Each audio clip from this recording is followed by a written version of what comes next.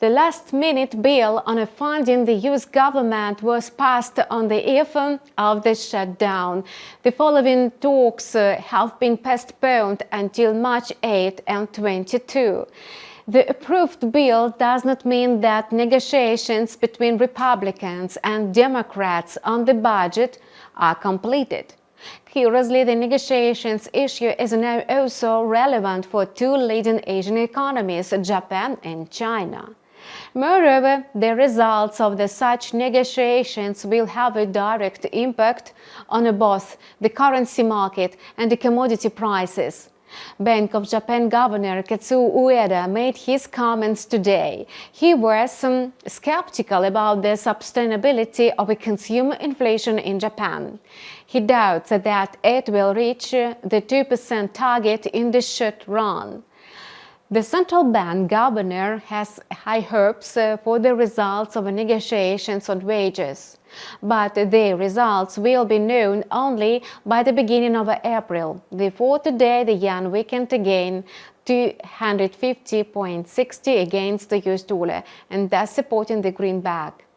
Investors of the largest Chinese developer country garden are also hoping for negotiations. They felt that the lawsuit in the Hong Kong court, which a month earlier had already decided to terminate Evergrande.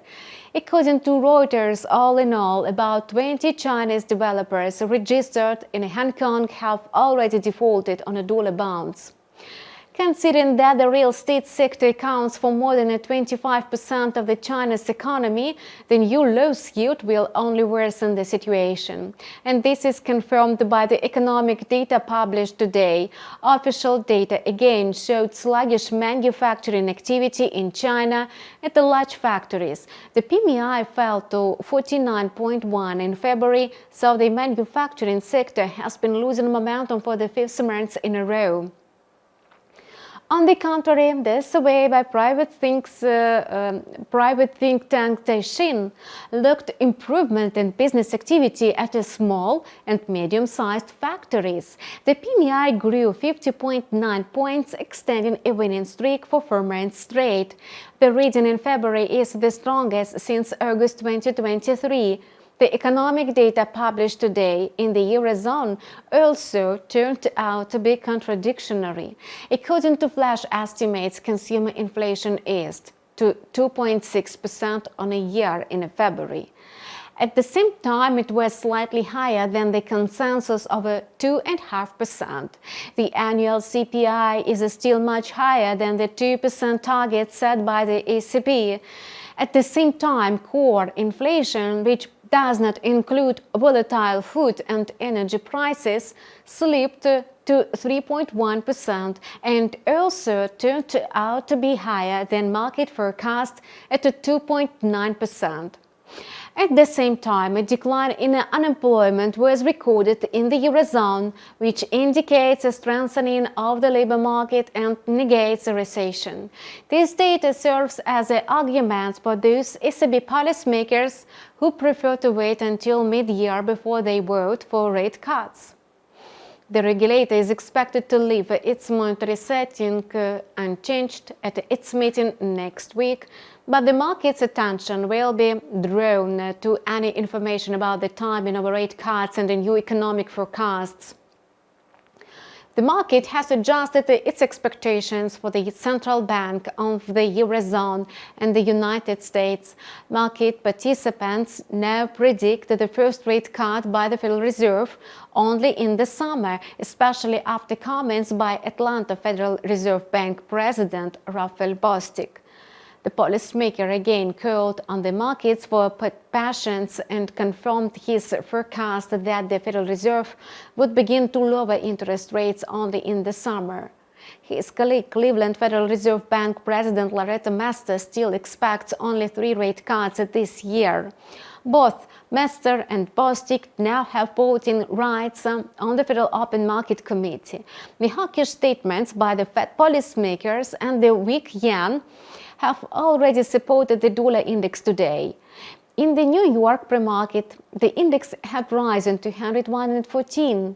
Moreover, the greenback may close even higher on a Friday, since its growth may be triggered, for example, by the publication of the US PMIs, as well as the data on a consumer sentiment and inflation expectations. Immediately after the publication of the data, the euro went up. Hence, the euro-dollar pair could change its trajectory.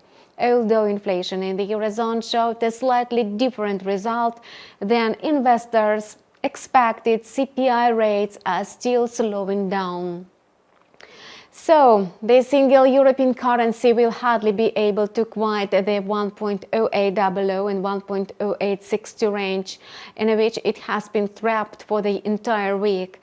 Yesterday, the instrument again tested the lower border of this range. If the euro-dollar pair settles below this critical support, the euro risks falling into even greater sell-offs. Until then, the scenario of a rebound towards the 1.0850 border remains valid. But judging by the speculative price swings, the currency pair will leave the range between 1.0800 and 1.0850 soon. After falling below $82 yesterday, crude oil has recorded today and continues to trade slightly above $83 per barrel. Amid the slight pullback of the US currency, oil prices are likely to rise to $84 per barrel. The range of the Brent benchmark now looks even wider, and within $81.80 and $83.80. The Brent price will hardly manage to go higher. Most likely after testing the zone at 84, the price will begin a gradual reversal towards $81 per barrel. Moreover, despite local bursts of activity on the chart, there are still no radical changes. By the beginning of the New York session, Brent crude were still trading within the range of $81.00 to $83.50.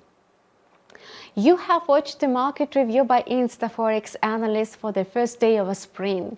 Subscribe to InstaForex TV channel and we keep you updated on recent market developments. Don't miss our videos. Your feedback is appreciated for us. See you online next week.